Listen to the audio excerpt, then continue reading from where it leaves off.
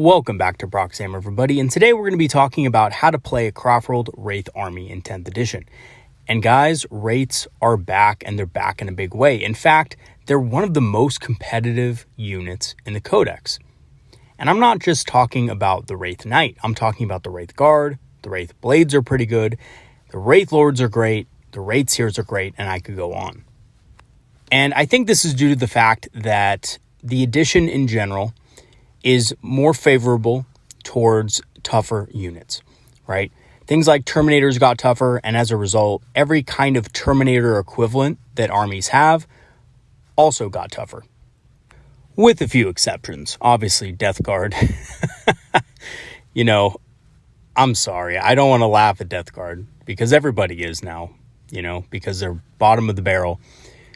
And I think Death Guard have their own issue. I don't think it's really a toughness issue. I think it's just GW wanted to gear Death Guard towards, that spreading plague mechanic. And in my opinion, they just did a bad job implementing that mechanic because it's super weak, and the aura range just isn't enough. I think if they increased the aura range and they tweaked the points a little bit on Death Guard, you'd see a lot more performance out of that army. But, with few exceptions, Terminator equivalents have become very strong, and Wraith Guard are one of them.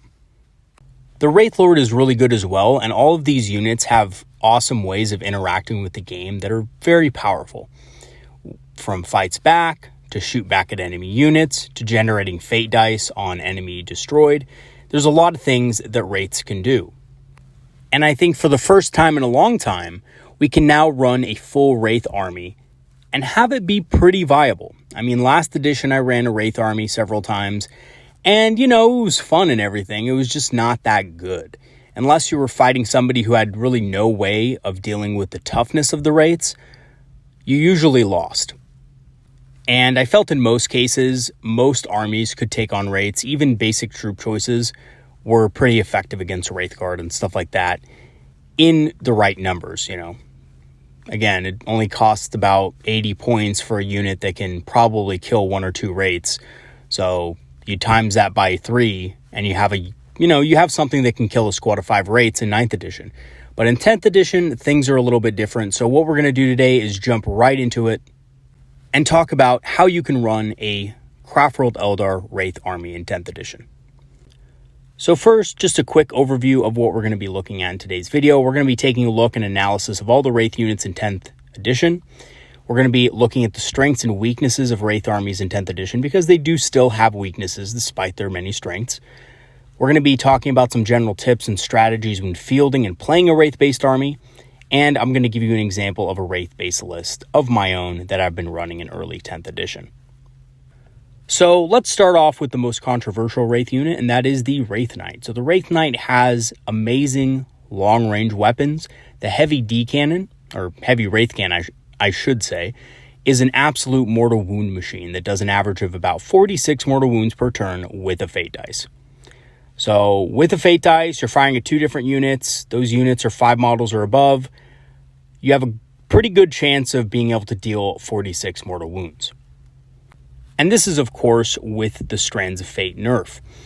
They're very tough, with toughness 12, 2+ save, and -1 damage baked into their profile, so they're a little bit more durable against a lot of different types of attacks. And they have the towering keyword, which is probably the most broken part about this guy, is that you can shoot everything on the board. Yes, everything can see you, but you're so tough it doesn't really matter too much, because you can see them as well, and you can shoot them dead before they can target you. So if you get first turn with this guy, that's good night to a lot of high-powered anti-large units. And obviously, this guy is just a beast. Even after the nerfs, this thing did get increased by 100 points. It's now 475 points. Even after the nerfs, this thing is still very strong and still very much a strong centerpiece for a Wraith army if you do want to build your army around one. It is very powerful. Especially if you put Fortune on this guy from Farseer, this guy can be dishing out tons of damage while remaining relatively unscathed. And if your opponent does have the tools to deal with it, well, in a 2,000 point game, this guy is just cheap enough that you can throw him in strategic reserve. So there is that as well. So this guy is a very powerful model and a very good addition to any Wraith army. The Wraith Lord is the classic big Wraith monster, and yeah, it's pretty good this edition. It has access to all the Eldar heavy weapons, plus 2 flamers. You will always take the flamers. You're never going to take the shuriken catapults anymore. There's just no real point to it, right? Especially since pretty much all Wraith units hit on a 4+, except the Wraith Knight. Wraith Knight still hits on 3s, but all other Wraiths pretty much hit on 4s. So having something that auto hits is very good. The Ghost Glaive makes him very good in melee with powerful strikes or sweeps. You can get high strength, high AP attacks, or you can get, lower strength, lower AP attacks that deal more damage to infantry. It generates fate dice for each enemy unit killed as well, and this does not have a cap. So theoretically, you could kill a unit in your shooting phase, and you could also kill a unit in the charge phase, right? Because this guy is a dual threat. He's also great at defending backline units and is pretty tough. With the Heroic Intervention stratagem, this guy makes it very hard for units to kill things like Guardians or tie Wraithguard up into close combat. So if somebody wants to get into close combat with Wraithguard, this guy can come in, deal his damage, and deal a significant dent to whatever unit attacked them. And of course, if it's a really strong unit, the Wraith Lord probably won't be able to take him on by himself. But that's why you have the Wraithguard's ability to shoot back. And when they shoot back, that's probably going to be enough. The Spirit Seer is an awesome support model that can join Wraithguard, Wraithblades, or Wraithlords and gives them +1 to hit and lethal hit. So that's really good. It also can revive a Wraith each command phase. So that's 2 per round. So in 1 full battle round, you can revive 2 Wraiths, which is a big deal because Wraiths are very tough. And due to their toughness, they're going to be hard to kill multiple times. So great tactic is to run a unit of 10 Wraithblades or Wraithguard, put this guy in them, and just watch as your opponent can't really do anything if he doesn't have the tools for it. However, be careful because sniper weapons will still absolutely wreck this guy. He only has 3 wounds, only has a 4+ invul, so he's not really that tough at all. Really like this model though. Last edition he was pretty much garbage, and I'm glad to see him be much better in 10th edition.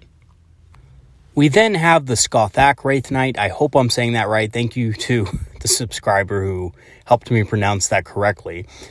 But yeah, very good model. Even though it's not quite as good as the regular Wraith Knight, it is cheaper now, which makes it a great contender. It's armed with a Death Shroud cannon, or 2 Death Shroud cannons, which are great against infantry. They're high damage with devastating wounds, high amount of attacks, blast. And of course, it has 2 different profiles. One which basically has a lot more attacks, but is only range 12. And one which has only D6 attacks, but has range 48, which is very good. Gives you a lot of versatility. It also has the option of taking Infernal Lances, which are just 24-inch Melta weapons. They have 4 attacks apiece. They have Melta 2. I think they're like Strength 14 or something like that. So they're pretty good at killing large targets. And it has a really cool ability to go back into Strategic Reserve once a game at the end of your opponent's turn, and has Deep Strike. So it can basically come in anywhere on the board. And because it has those Death Shroud cannons and those 24-inch Melta weapons that, if you're within 12 inches, do a lot more damage, this guy can do some serious work against a lot of different targets if your opponent isn't careful. And it also has towering on top of it. So you can land on the other side of a ruin and just absolutely unload on all the support elements of your opponent's army and still get cover from those elements when they fire back. And it's a Wraith Knight, so it's still really tough and durable as well. The Wraith Seer is a Forge World unit, and the Wraith Seer is pretty good. Forces battle shock tests on enemy units hit. It has the Destructor shooting attack, and it can carry 1 Eldar heavy weapon, which is good. It has a 5+ invulnerable save, which I think makes it pretty tanky, especially with the chance to use a fate dice each turn, and it's great at clearing away infantry and melee and has a profile with precision. So that's where I think this thing really shines, is mixing up in melee combat. It has a profile with 15 attacks, or excuse me, I think it's 12 attacks actually. It's not 15, it's 12. But it's really good against infantry units with 1 wound, and then it has a strike profile which has precision, so it's good at taking out characters. So this guy is pretty good. I think he's a good toolbox, good for utility, good for forcing battle shock, and can support your Wraithguard and Wraithblades as well. Wraith Blades are not a unit a lot of people are talking about this edition, but they are very strong if you have the Ghost Axe and Force Shield, which will give them damage to attacks and a 4+ invulnerable save. They're very tanky. There are weapons in the game that are just going to straight up ignore your armor, aka Thousand Suns, who can literally ignore your armor save, which is very strong. Thousand Suns, by the way, are a pretty strong faction just due to that alone. But there's a lot out there that can ignore your armor or bring it down to like a 5+ or even a 6+ with certain units. So having a 4+ invul save is still really good. Put a Spirit Seer in the unit and this thing is not going to die, really. It's very tough. The Ghost Swords are still good against killing infantry and stuff like that, but we have so much in the Codex that already does that. I think the Ghost Swords are just not that great of an option. They look cool, but that's about it. And like the Wraith Guard, they have toughness 7 and a 2+ save, so they're pretty durable against most small arms fire. And the models that die fight on death. On a 4+, of course. So if you have a model die, you're in close combat, you roll a 4+, you can fight on death, which is a pretty powerful mechanic as well. Especially with a Spirit Seer. Again, you're getting lethal hits, and you're also getting +1 to hit. So these guys can be an absolute tar pit. They can just stick with the enemy turn after turn after turn after turn. Wraith Guard are very effective as well. The D-Scythe option is good at killing infantry, but they have limited range. I don't have anything against the D-Scythes personally. I just think that it's very easy to play around range 12. But there is a few little tricky things you can do with them. One of my subscribers mentioned something a while back that you could use Phantasm to move these guys into range if you find your opponent is trying to outrange you. So maybe your opponent gets to like just outside of 12 inches so you can't fire back with the Wraith Guard's shoot back ability. Well, you can use Phantasm for a command point to move forward so that your opponent now will be eligible to be shot at. So there are some tricks you can do with Phantasm with those guys. So D-Scythes, pretty good, but they require some skill in maneuvering them. And, you know, your opponent could technically still outrange them at 19 inches and be totally safe. The Wraith Cannons have devastating wounds and D6 damage. And I think that speaks for itself, right? Devastating wounds, D6 damage. You have the ability to take a Spirit Seer with the Fate's Messenger ability, granting you an automatic 6. You can use Fate dice to give you an automatic 6 in the shooting phase, and again in your opponent's turn when they shoot at you and you shoot back at them. Enough said. These guys are brilliant, and they're the best unit, in my opinion, in the entire Codex. Because of that. They pretty much outdamage any other unit point for point, and they're tougher than any other unit, pretty much, besides, of course, Wraith Blades with Ghost Axes and Force Shields.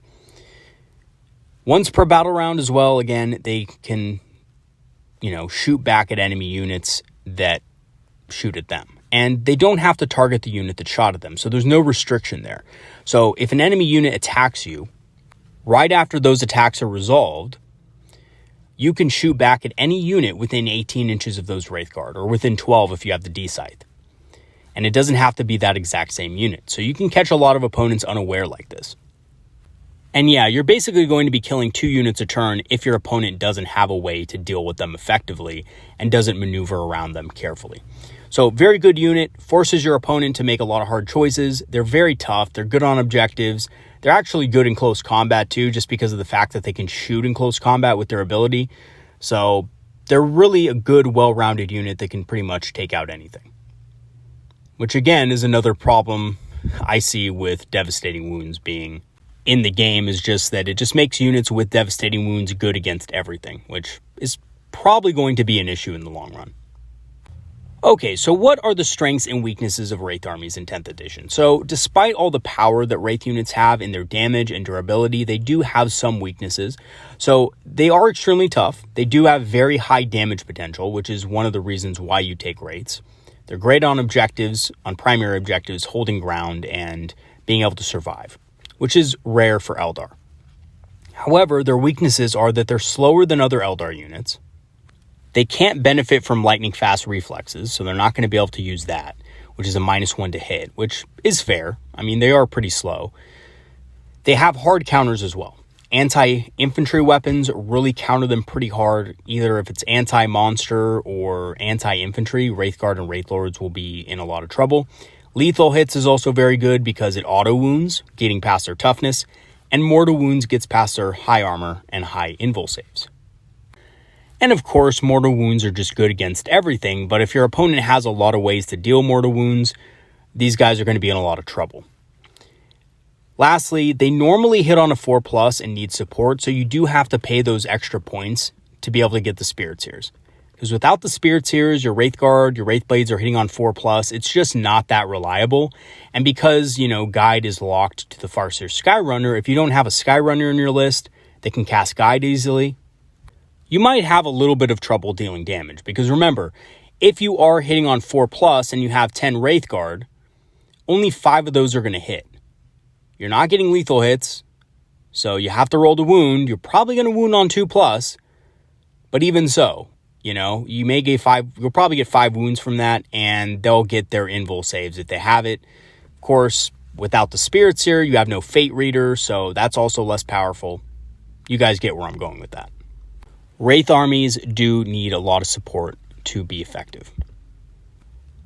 So what are some general tips and strategies when fielding and playing a Wraith-based army? So I think the main thing is always when you're running a more short-range, slow list, you want to know your threat range as well and keep them in mind when moving up.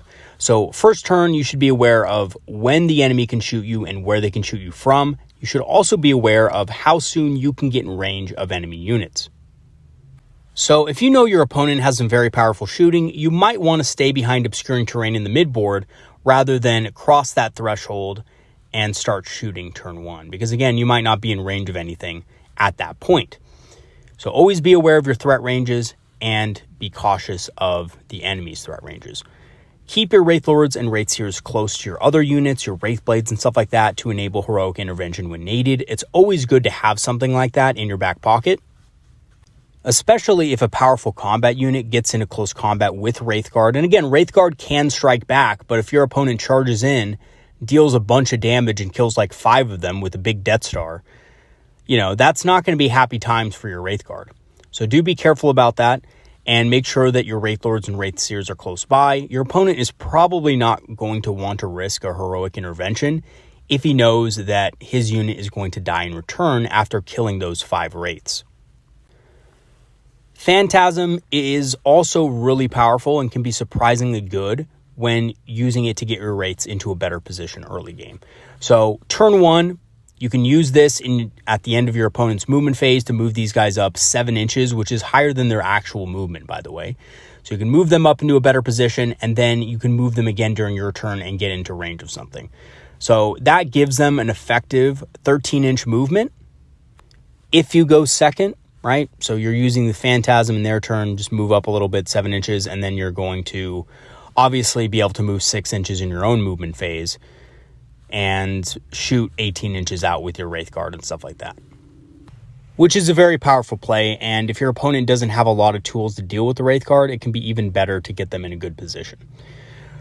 Also, lastly, use cover when possible. I know they're tough and they can survive a lot of damage. They have a 2+ armor save, but there are weapons with a good amount of AP in the game, and having a 1+ armor save in cover is a really good thing to have. So make sure that you're putting your Wraith Guard in cover when possible. It makes them a lot harder to deal with. Okay, so here's an example of a Wraith-based list of my own that I've been running in early 10th edition, and I have to say it's really strong. And that's because Wraiths in general are just really good, but you could make this list even stronger if you wanted to. This isn't the most competitive list. In fact, I'm not even using a lot of the elements that would make this a competitive tournament list.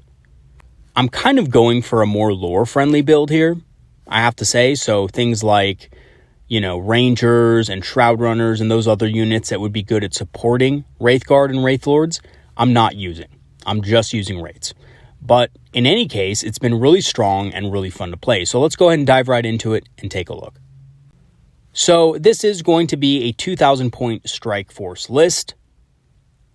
For characters, I have an Autarch Wayleaper, which is probably the only non-Wraith unit in the list. He's my Warlord, so I can get some command point generation. That's pretty much an auto-include in every Eldar list. He has the Dragon Fusion Gun, Howling Banshee Mask, and Starglaive. I actually find this guy pretty good at just defending backline stuff, just because of the fact that he has a Banshee Mask. So if an opponent charges him, he can just strike first. And he has pretty good damage for his point cost. I then have 2 Spirit Seers. One has Fate's Messenger, and the other one has the Phoenix Gem. So here's the thing about this, right? Is that the Fate's Messenger Warlord trait, or not Warlord trait, enhancement, is probably one of the best to put on Wraithguard in the entire book. I've seen some people put Weeping Stones on Wraithguard, and that's good too, but this is just so much better. And that's because it's just so damn versatile. If you're shooting, you can use it to make a wound roll of 6. If you're shooting in the opponent's phase, you can do it again because this is a once per turn enhancement. It's not a once per round enhancement, so you can use it twice. You can also use it for things like armor saves. So in your opponent's turn, if he shoots at you and you need a Wraith to survive really badly, you can switch a dice to a 6 after you roll it. That's a very powerful survivability boost, and it also doubles as something that can, again, deal damage. So Fate's Messenger, absolutely the best. However, this does leave you open to things like snipers, taking out your Spirit Seer. So the other unit of 10 Wraithguard is going to be, and yes, I'm running 2 units of 10 Wraithguard. The other Spirit Seer is going to have the Phoenix Gem, so he can revive on death. This makes it safer for him to deal with things like snipers, because even if you do die, you have a chance to get back up on a 2+. So he'll at least survive for 1 turn, which means you're going to be resurrecting Wraithguard, and you're going to be, better able to deal damage with that unit. For my other units, I have 5 Wraithblades with Force Shields and Ghost Axes. These are just meant to simply do actions, perform stuff, get on objectives, support my Wraithguard and stuff like that. They're not a very expensive unit. I chose not to run a unit of 10 of them just because, 10 is kind of clunky and hard to move around the battlefield, especially since they're a pure melee unit. I found that it was really hard to get them all into close combat with their big base sizes. So for me, it really just wasn't efficient with how combat works now. I have 2 units of Wraithguard. All of them have Wraith Cannons, and these guys are moving up the battlefield. They're getting into a great position in the midboard, and they're just there to simply do one thing, and that is absolutely wreck the enemy. And obviously, they do a very good job of this. There's a reason why they're the best unit in the entire index. Other units include a Wraith Knight.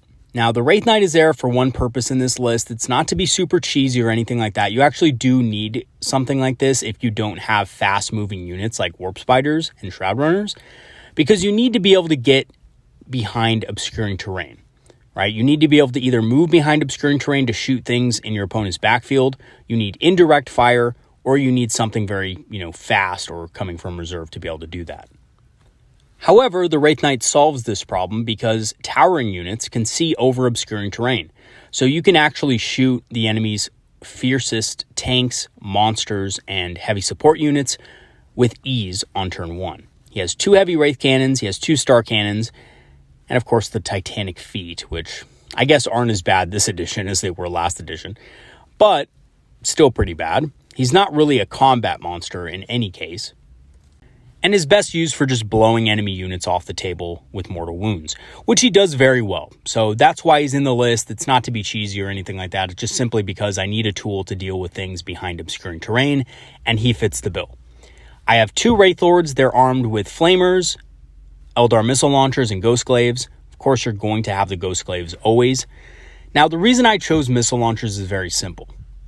Wraith Lords can generate Fate dice, but they need to destroy units to do so, and you're not always going to have tanks on the battlefield, especially with things like Wraithguard, who can just absolutely devastate big targets. You might not have that many big targets to shoot at. So you have the Missile Launchers to give you a little bit of anti-infantry punch. If they do find themselves in combat, they can have the Flamers, which auto-hit, which are pretty good. They have the Ghost Glaives, which are, again, very effective. And they do have the Eldar Missile Launchers, which they can shoot as well. They don't have to shoot it into combat because the blast keyword prevents them from doing so on the plasma shot. But the single shot can still do it against large targets, or you can shoot outside of combat at -1 to hit. Now, beware, these guys do hit on a 5+ if you're firing out of combat. So just keep that in mind. So it's not going to be that accurate, but, you do have a reroll at least with Unparalleled Mastery. Lastly, we have a Wraith Seer, and basically the Wraith Seer is just there to clear out light infantry. So Wraith Lords are pretty good at clearing out light infantry, but they're not as good as the Wraith Seer. The Wraith Seer is really for hordes of enemy infantry. So hordes of orc boys, hordes of plague zombies, stuff like that, the Wraith Seer is pretty good at dealing with, just because it has the Destructor ability, it has the ability, you know, the anti-infantry ability in close combat to deal with a lot of chaff, and on top of it, he can cause battle shock, so, which is pretty good.